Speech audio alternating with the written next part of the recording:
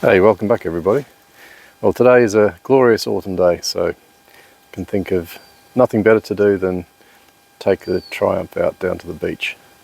First though, going to give it a little bit of a clean up, covered in dust from being in the shed, and then we'll get going.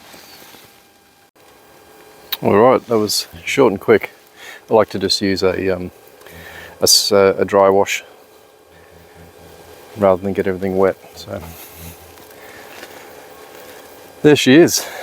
Looking forward to get going, so that's exactly what I'll do.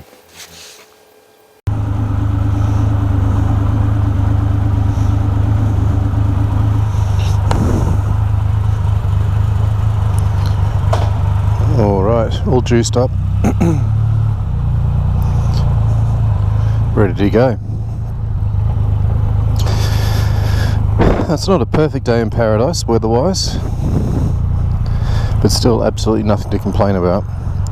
Autumns here are pretty phenomenal. It's 24 degrees, very light breeze. So yeah, once we get out of suburbia, we'll just be heading due west, and that'll take us to the northern end of the Perth coast, and then we'll follow the coastline down. This is a second attempt I've made to record a bike trip in the last few weeks. The first one was a disaster. There was no audio, so I had about 40 seconds of footage I could use.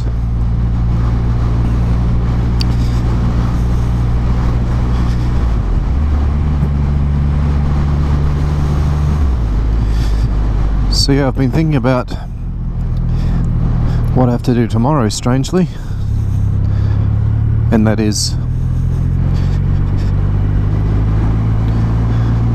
we are renting out our caravan to a couple from interstate.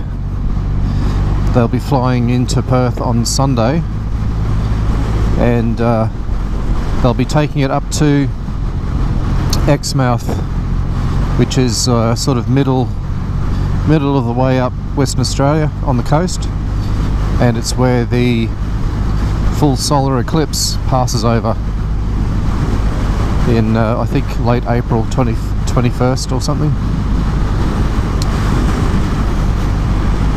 So yeah, I just have to finalise preparations for that. At the last minute they've asked if I wouldn't mind supplying them a air compressor as well, a 12 volt one. Yeah, so with this deal they get a fully off the grid caravan, which has an ensuite in the back, shower and toilet, which is why I've been thinking about what I need to do tomorrow. So the toilet has operating instructions which I gave the last people, and incidentally the last people were the first people that have hired our caravan. And what they actually did, it was the strangest person I think I've met in a long time. He just didn't seem able to communicate properly. Like his messages around the hire of the van were mostly garbage. I sent a link to a YouTube clip explaining how to set everything up and how to operate the power system, the fridge, the toilet, and he just didn't bother trying to understand how things worked. And as a result of that, the bloody bastards overflowed the toilet. So there's a red light that comes on when it's full, and proceed beyond that at your peril. So I get the van back, open the door, and it just stinks like piss.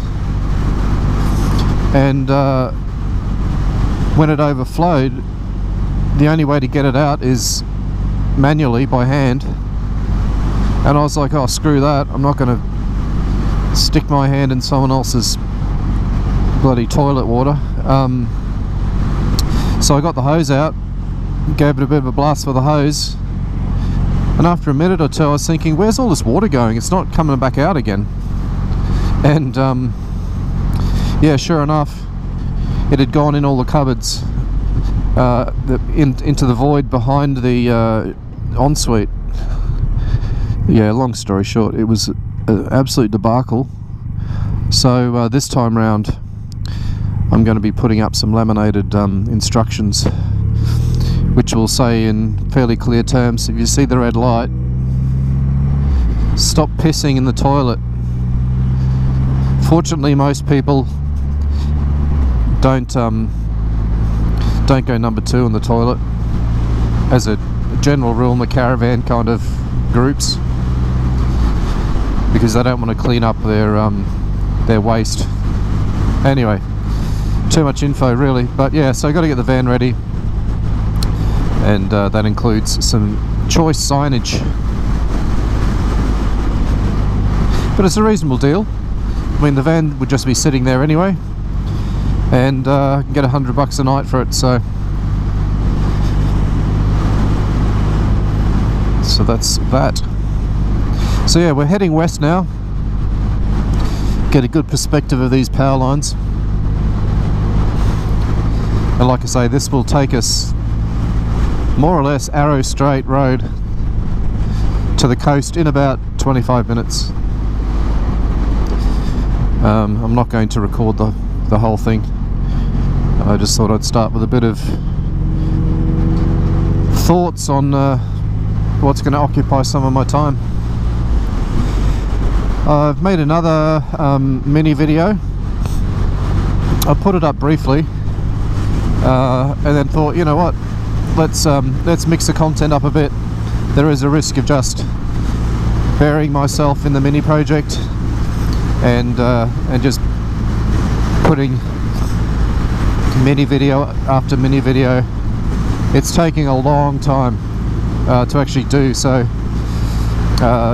Yesterday's activity was intended to get most of the bottom end together, maybe press some pistons off and get new pistons on, but all I ended up doing was getting a crankshaft in, camshaft and lifters in most of the day. It's fairly painstaking the way I do it. I kind of don't like to just read off an instruction book. I've got a workshop manual, but I do prefer just to kind of wing it, use my own sort of nous to work things out. But yesterday the nous left the house.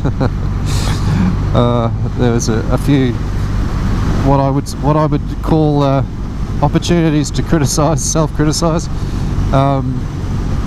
Yeah, really basic stuff in retrospect that just wasn't working at the time. And because I don't force things, you know, I won't try hammering that square peg in. It's a lot of trial and error, and you get the picture.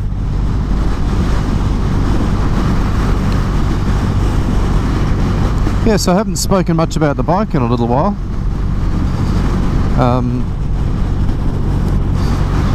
So I suppose I take the opportunity, as we are entering autumn, well, we're quite a ways into autumn now, almost a month, to just say how nice it is to ride it in this weather. It's now down to 22 degrees, so there must have been a bit of residual heat around the temperature gauge. In summer, where we have those weeks and weeks, not to overstate it, of mid to high 30s, early 40s weather, it's not a pleasant place to be. It certainly reminds you that it's an English bike. The heat coming off the engine is absolutely welcome in this temperature, but yeah, in summer it's best avoided. It's bloody awful. Is it worse than other bikes? My last bike was a Kawasaki ZX 14R, Ninja, and it was fine going along, and mostly fine at lights, at traffic lights, but it had the habit of kicking on radiator fans at lights, and you get the vortex from hell on your legs. The one prior to that was a Yamaha MT-01, and that was a brilliant bike. That was a phenomenal machine. I ended up selling it because there was a recall for the steering head bearings, which I had done. The bike then got transported across from the east coast to Western Australia, and first ride, I'll remember it to this day. The steering was just it was so notchy, it literally just wanted to go in a straight line. And I took it to the bike dealer. They did the steering head bearings again, and it just was never the same. It just felt like shit. The steering was just rooted by something. I do wonder if they dropped it off the bloody loader on its front end or something.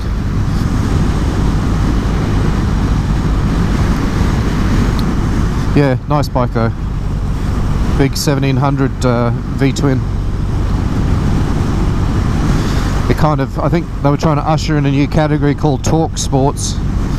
That was the buzz in the day anyway. It was a 2005 model.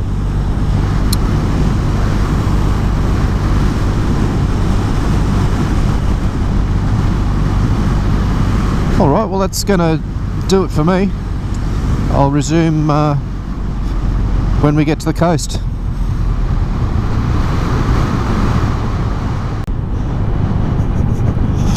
Alright, we are arriving at the coast.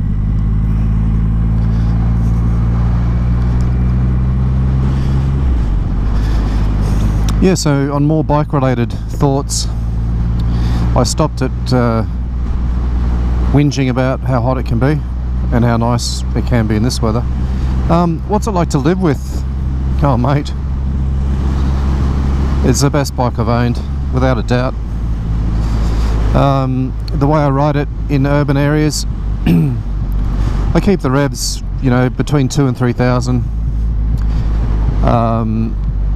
Would be flat out using more than 20% throttle.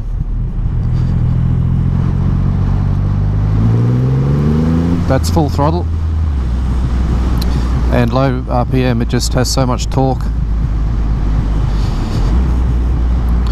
And that was in third gear. This will be a second gear pull.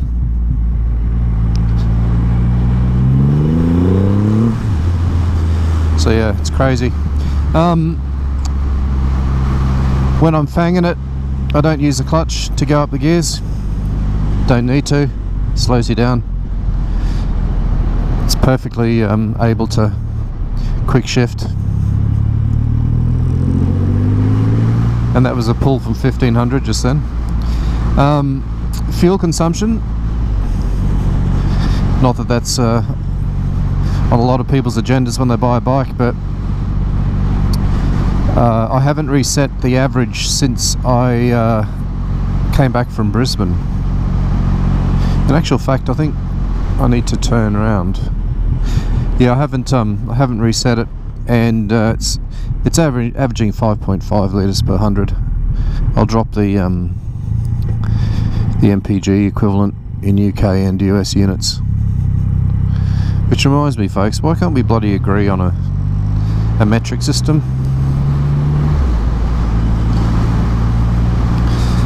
Far superior to Imperial.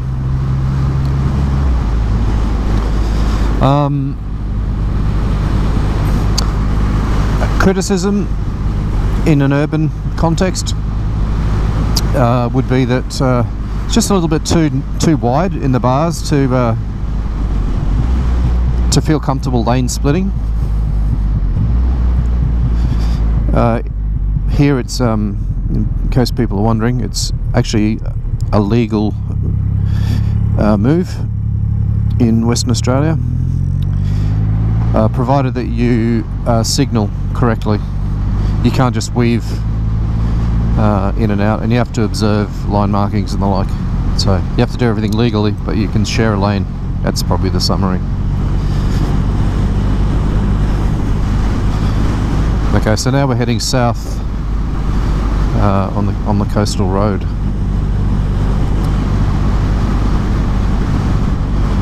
So we got some 70s, 80s, 90s architecture here on the left.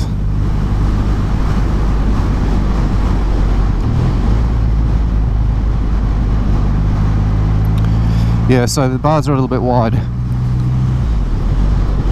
These days I'm not too much of a hurry to go anywhere, so it's a moot point for me.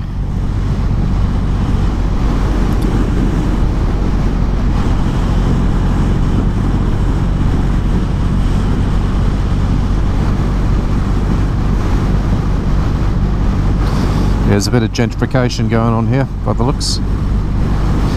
Every man and his dog's doing a renovation, sorry, for those who aren't Australian.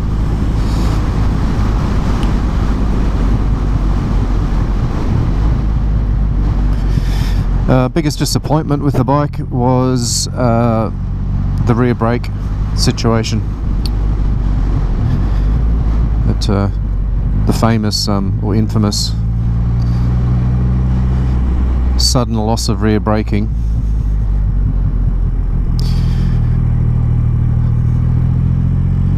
Which was really just easily remediated with a brake bleed. So sorry, we're at Mullaloo Beach. And nice to see people enjoying the sun and getting out.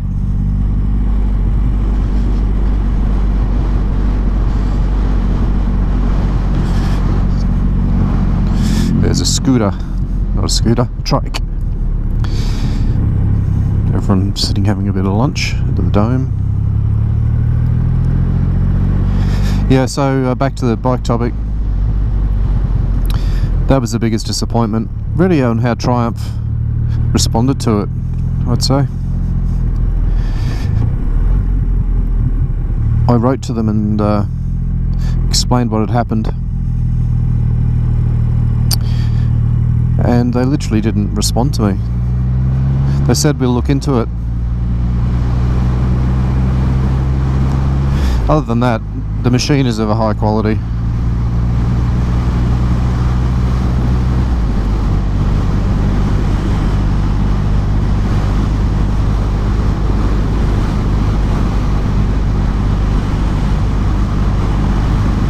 How does it handle?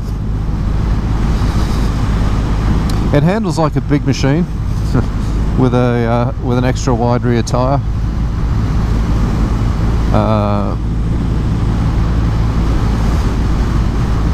I've seen reports of it being referred to as surprisingly nimble.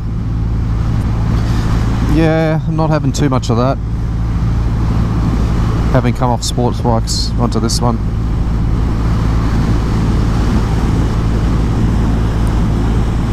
Yeah, you wouldn't rave about the handling. It just pushes wide around corners.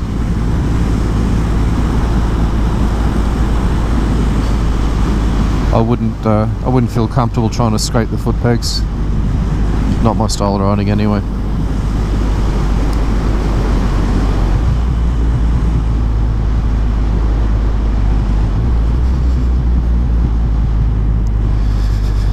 Okay, so that's Whitford's Beach. And, we'll continue down Tourist Drive.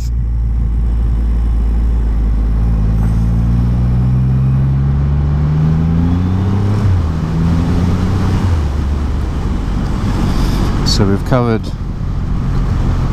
fuel economy and a little bit on handling, a bit on power and torque. Braking system, yeah, ABS brakes, front and rear, super powerful. I've never really needed to rely too much on any of that technology, touch wood. And honestly, the engine braking is plenty for most conditions. You don't even need the brakes unless you want to pull up to an absolute stop. It has a neat hill hold feature which I like. So you literally come to a stop on a hill or wherever and give the front brake lever an extra strong pull and it engages the hill hold. Can sometimes be a little slow to release and you can kind of be fighting the brake, trying to take off. By and large it's good though. Oh, I didn't mention the bike's only been sitting for what, 3 weeks since the last ride, maybe a bit more. Do you think it would start? Didn't have any spark. I could smell fuel. It just cranked and cranked and cranked. I just did a soft reboot, just turned it off and turned it back on again. I'm still operating without a key fob. It has a wireless key if you don't lose it. Check out my video where I come back from Brisbane across Australia. I think it's the... Oh no, it was going Perth to Brisbane. I think it was the last episode of that. Tells the woeful and sad tale of losing the fob. So yeah, now it's just the key, and the key gets held up against the fairing at the rear, right over a sensor, and then it enables you to start it.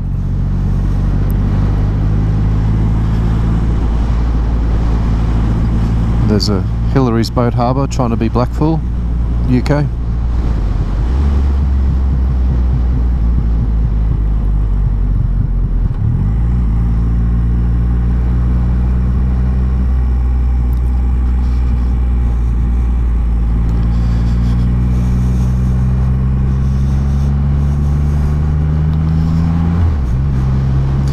Fun fact,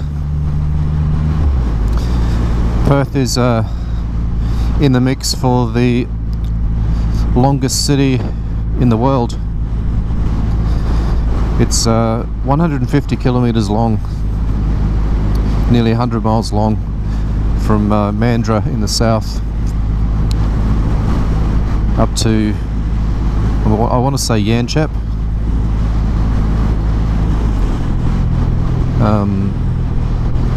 So you're getting a good sample of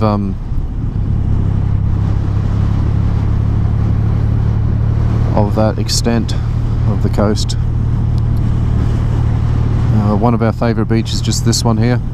It has a sheltered harbour where they made a little kiddies beach. Used to take our little kids there all the time.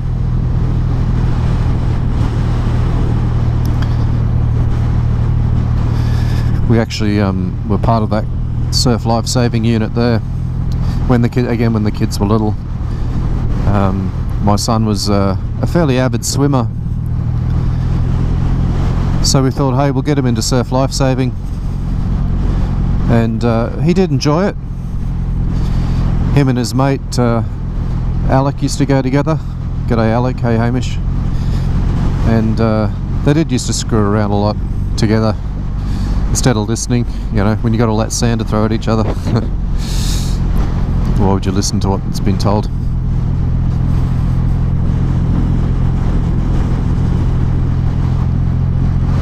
And I'm not sure whether we grew out of it or he grew out of it.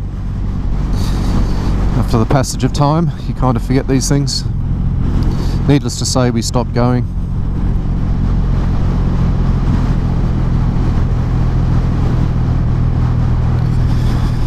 Another fun fact, motorcyclists in Western Australia don't typically recognise each other, don't acknowledge each other. I'll let you discuss the cultural elements there maybe, but over east coast, it's every person you come across on a motorbike, other than Harley riders, but I think that's a global issue. Yeah, we'll give a head nod or a finger point.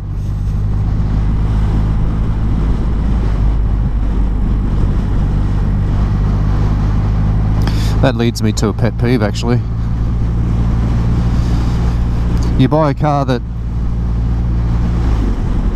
you know, that has a bit of a fan base, so to speak. So a couple of years ago I bought a Tesla Model 3. See, that guy acknowledged me, that was nice. I bought a Tesla Model 3, and every bastard wants to wave at me as they go. Every bastard Tesla driver that's coming in the opposite direction wants to wave at me. I'm like, dude, I'm not in your club. But anyhow, I wave back. It's polite to do so. But had a Jeep as well. That was a Jeep thing, and I know about the Jeep thing. That was fine. Yeah, a bit of a peeve.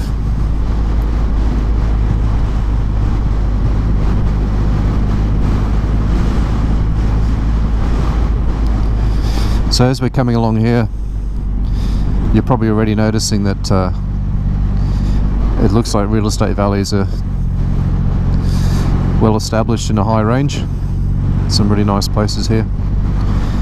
Where as we get further south, we're getting closer to, I suppose, the westerly strike of Perth itself. I live in the what you'd call the far northeastern suburbs.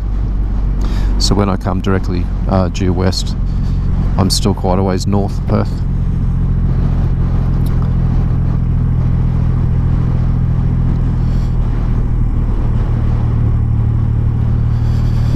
Am I going to walk on the beach?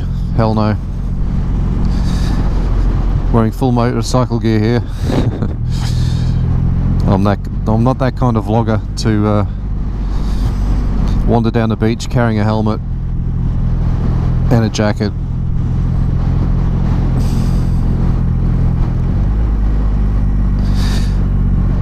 I'll add some pictures of the beach for you, which I've downloaded.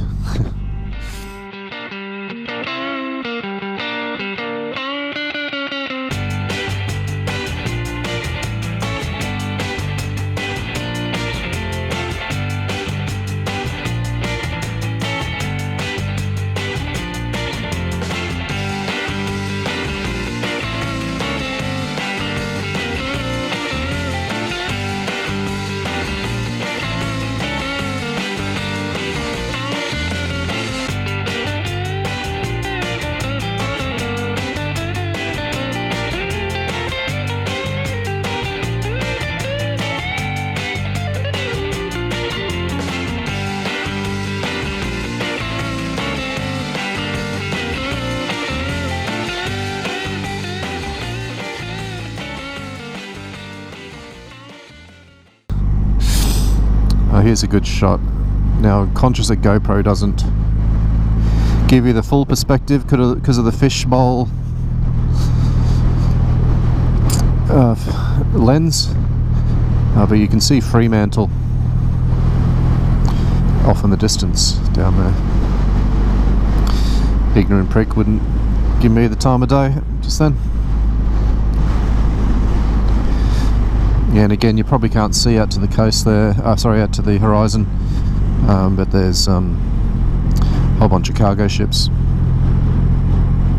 Fremantle is a major port of Western Australia. Although, I probably should clarify that our major ports are on the Pilbara coast, where you see a lot of the iron ore exports going out. You know, I haven't been following the production numbers as I used to, but I know Rio Tinto produce about 330 million tonnes per year, and I think BHP's in the high 200s and FMG's in the mid 200s, so add all that together, it's approaching 1 billion tonnes of iron ore through 2 ports up in the Pilbara region. Yes, I'm pretty sure they don't ship 2 billion tonnes of containers through Fremantle, but that's not what it's about, I suppose.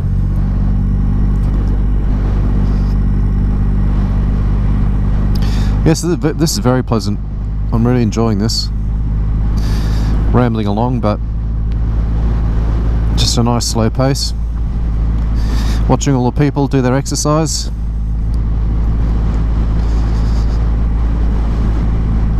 A few chads going fishing there.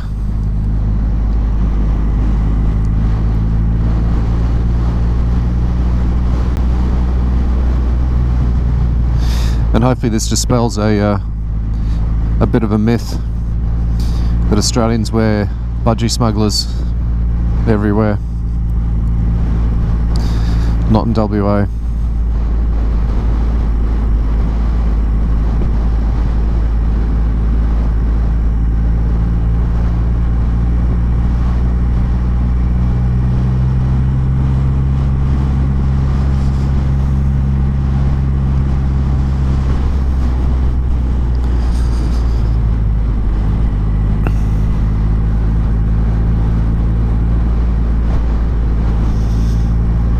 Oh, sun's out, guns out.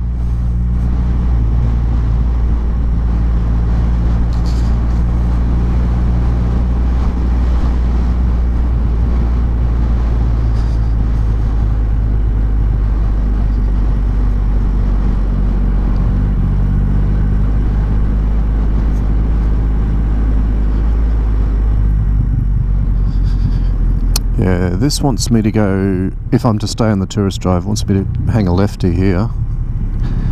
But, nah, I'm going to go straight.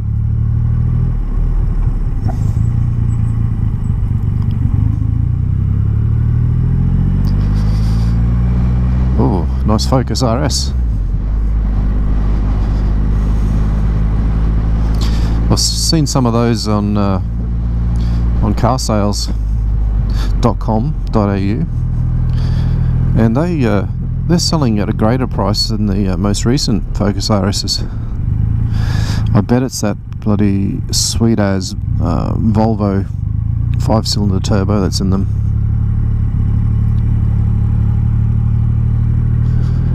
Oh, no through road. This was a bad idea. That's what you get for being a rebel. I'll swing a Yui here. Turning circle. Nil point. Let's go through the car park.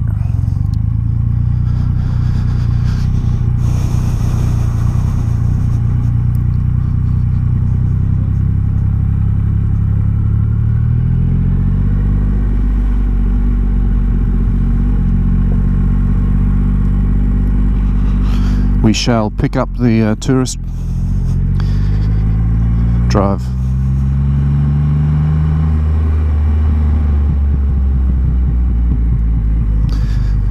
Hearing that exhaust crackle reminded me of just making some judgment on the exhaust sound. You know, I wish there was an obnoxious exhaust sound for this bike. It's far too sanitized.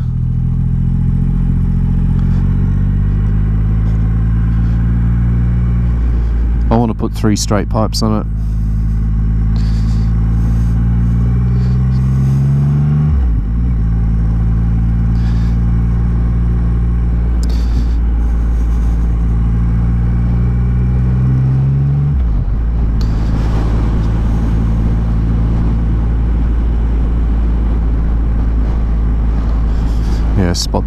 Yeah, spot the money.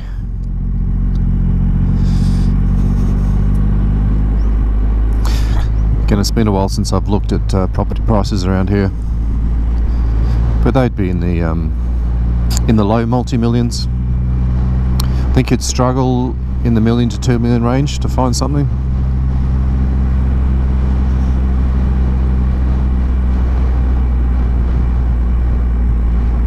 Yeah, again, a cultural thing, very much in demand. You get the tree changers that want to do the tree change like we did. I love visiting the beach, but what I want to be right on the coast, all that salty, moist air, rusting everything instantly. We bought a car for my wife down here, the little Alfa Romeo Giulietta Quattrofoglio Verde, and its windscreen was delaminating and had really solid evidence of coast life.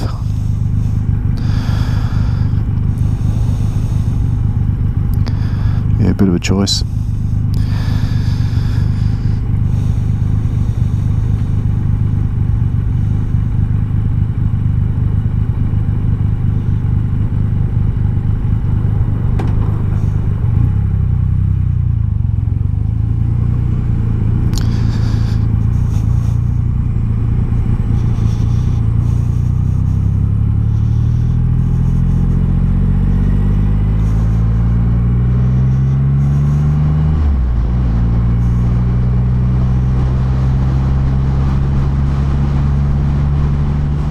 And we pick up the coast road again.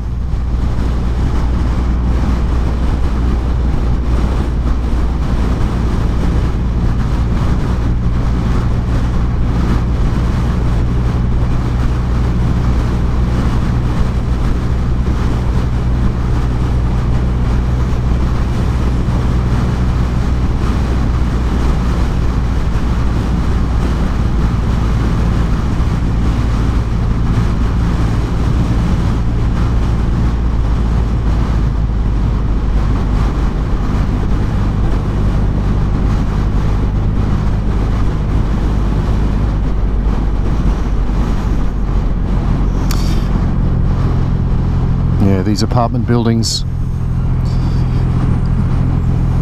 are unable to proliferate to any height extent due to the covenants that the local cities have here. They just don't let them grow too tall. There's a fairly loud and influential community all up and down the coast that won't let high-rise development happen. And that's not me passing judgment whether it should happen or not. I personally think decent high-rise development on a coast such like it's as beautiful as this one really attracts the people to live.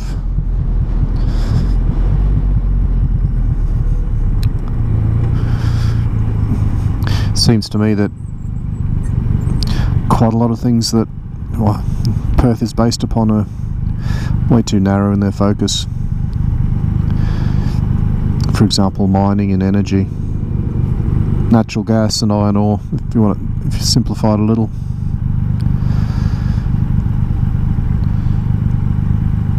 It's a risky game, that.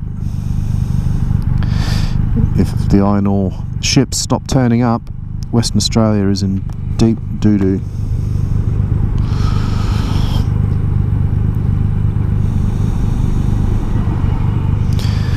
Same goes for the ongoing destruction of the fossil fuel industry.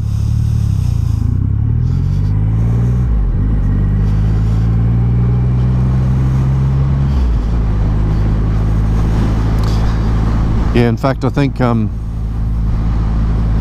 at least one of the players that exports natural gas has moved away from platforms to floating refineries, ships.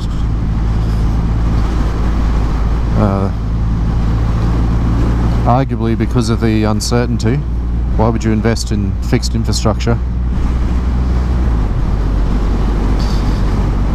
But they're still making a solid go of it.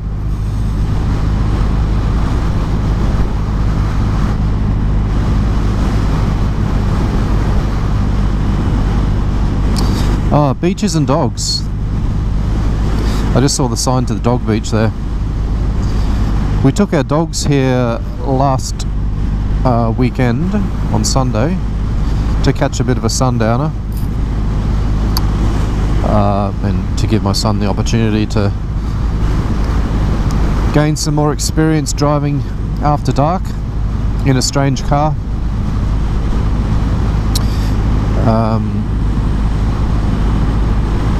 Anyhow, we thought we could take the dogs to the beach. Yeah, nah. No can do. You can't even take them to the park at the beach. So it's not all bad. They had dog beaches set aside,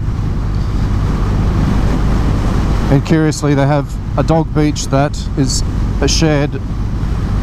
Excuse me, got a cough. Yeah, curiously, the dog beach is also a horse beach.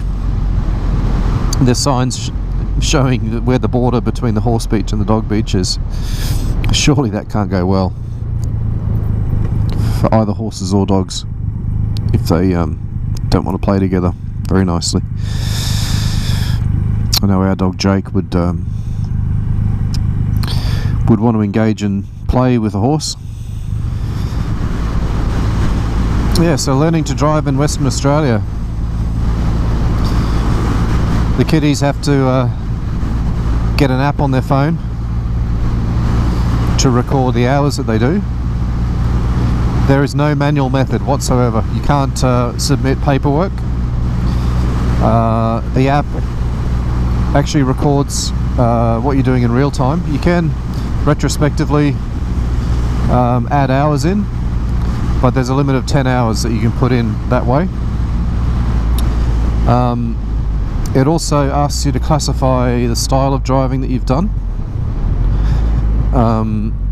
be it, you know, medium traffic, heavy traffic, highway driving, rainy, you know, all those different conditions. And nighttime is a focus area. They want you to have a minimum of 5 hours driving at night, which isn't enough in my opinion. Night and raining is something to shoot for. You got roughly 12 months. You can't get your license before you're 17. You can get your learners when you're 16.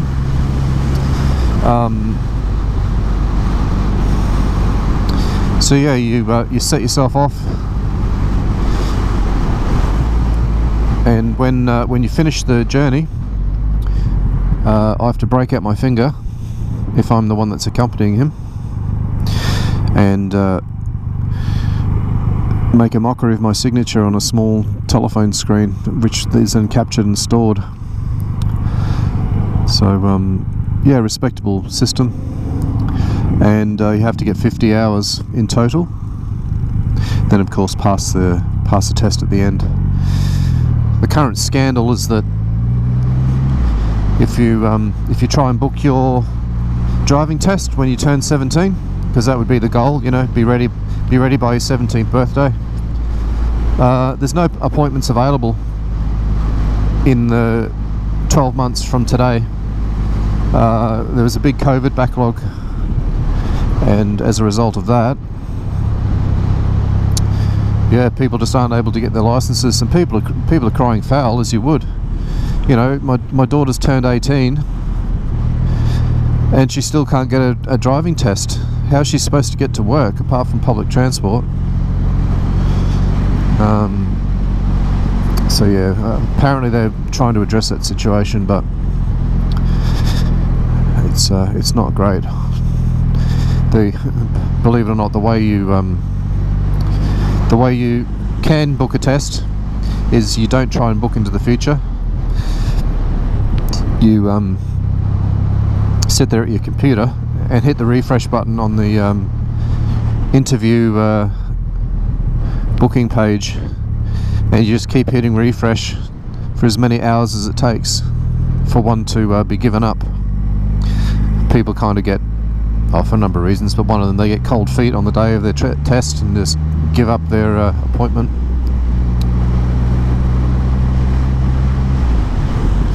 Right, so we're right on the southern fringe.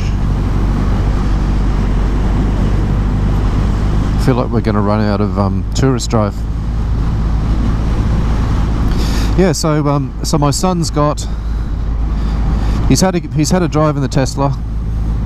He didn't like it, said it was a bit too complicated. I think he prefers sort of analog. I've got a Mercedes-Benz. That was his first probably 5 hours we did in the Mercedes. I just wanted to make sure he just learnt the basics first.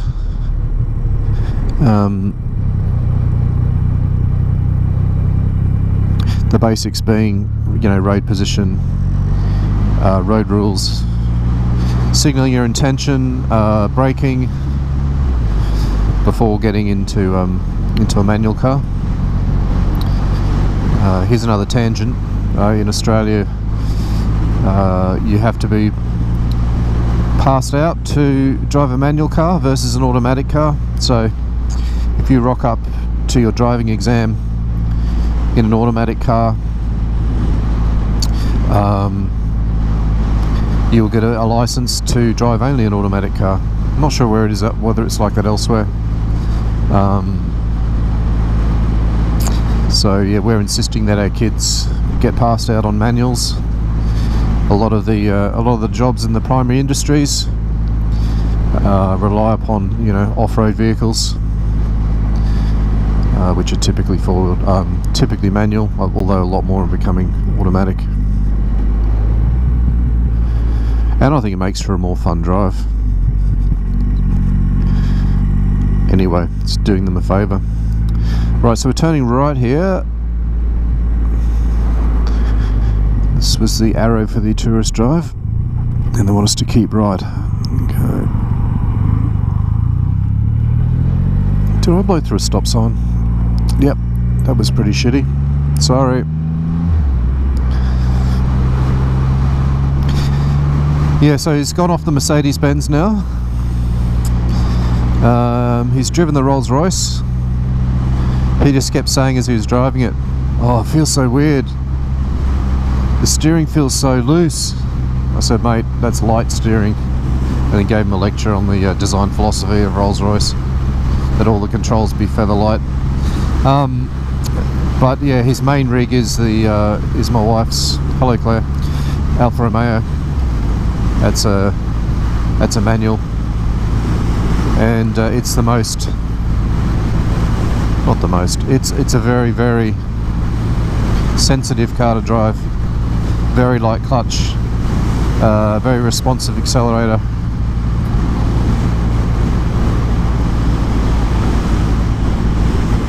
And of course he's coming back from the beach on the weekend where we had the dogs. We took the Nissan Patrol, so he had to drive that at night time. Yeah, I figured give him a spectrum of cars. You kind of build different skills. Okay, let's head down here. On our left is golf course, and I myself have sliced a shot onto this road.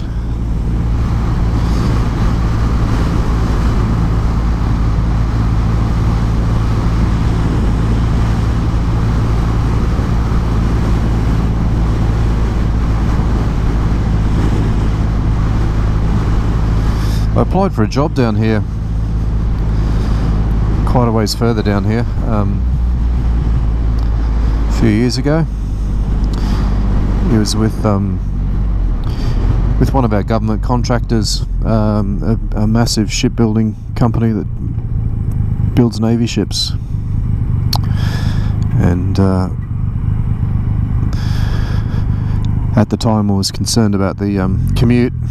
It would have been an hour each way, and I'm pretty glad I didn't end up taking it.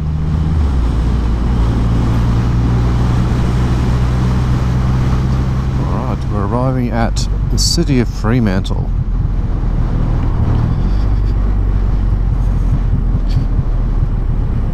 Very historical place, from a local context at least. I mentioned that it's the port of Western Australia, consumer goods and the like.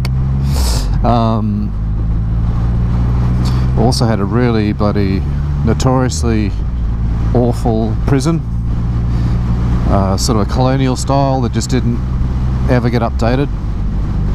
Enjoy your cold stone floors to sleep on.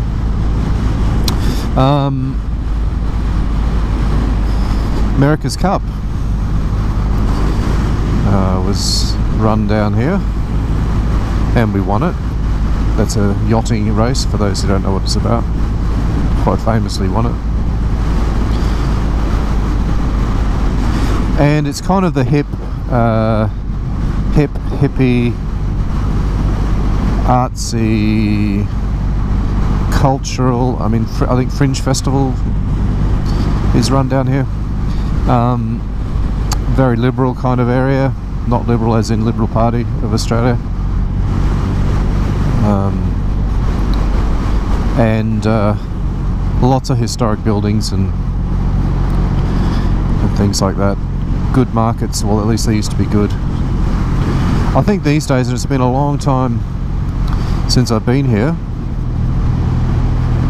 but these days I think the homeless problem's a bit out of control.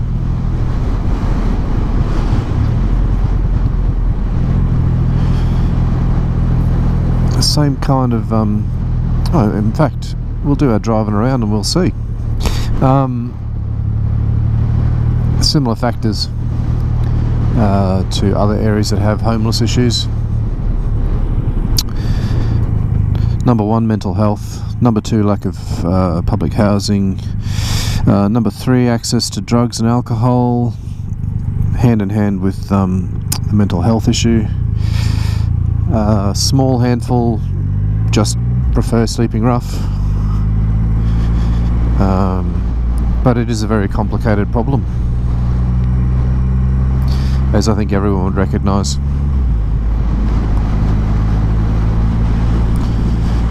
Big old ship there.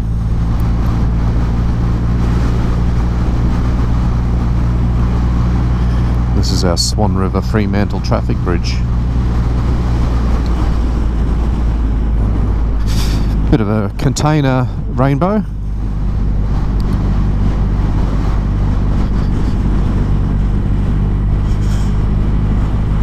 Fantastic array of vessels.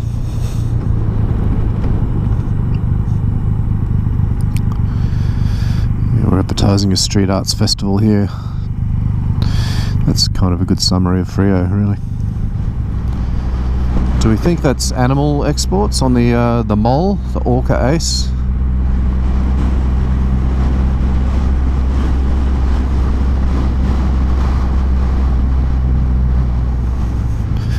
There's somewhat of a mall through there.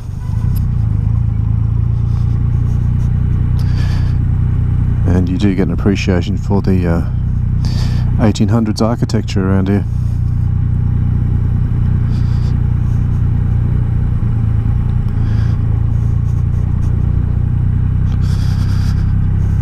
Well, folks, passing through the eating strip. I'm just going to sign off now. This is the southernmost point I was intending to go today. You can go much further south, probably from here, another 60 kilometres and still be in Perth. Yeah, this is my destination. I'll go grab a bite to eat, and that will be it.